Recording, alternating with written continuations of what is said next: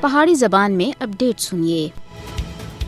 بھارت سن اپنے ناپاک عزائم کو اگے بڑھانے دے واسطے جھوٹے فلیک آپریشنز دی ایک تاریخ رقم کیتی ہے۔ مودی حکومت 2024 وچ بھارت وچ ہونے والے عام انتخابات وچ اپنی گھٹی ہوئی مقبولیت دی وجہ تے ایک اور کوڑا آپریشن کر سکتی ہے۔ حالیہ ریاستی انتخابات وچ اپنی شکست تے گھبرا کے مودی حکومت عام انتخابات تے پہلا ہی اپنے ہندوتوا نظریے دی بنیاد دے اوتے بھارت وچ ایک اور مسلم کش فساد یا سرحد پار حملے دا منصوبہ بنا سکتی ہے۔ مودی ایک اور جھوٹے فلیک آپریشنز دے ذریعے اپنے خود غرضانہ انتخابی فائدے دے واسطے دائیں بازو دے ہندوتوا ووٹراں کو اپنی طرف راغب کرنا چاہتے۔ 2019 وچ بالاکوٹ نام نہاد حملہ بھارت وچ انتخابات تے پہلا قوم پرست جذبات کو بھڑکانے دی تازہ ترین مثال ہے۔ مودی حکومت تے تعینات کیتے ہوئے مقبوضہ جموں کشمیر دے سابق گورنر ستیہ پال ملک سن 2024 دے انتخابات جیتنے دے واسطے جھوٹے فلیک آپریشنز دے امکانات دا خدشہ ظاہر کیتا ہے۔ بدنام زمانہ بھارتی خفیہ ایجنسیاں سن پاکستان اور کشمیری عوام دی جدوجہد آزادی کو بدنام کرنے دے واسطے کئی جھوٹے آپریشنز کیتے ہیں۔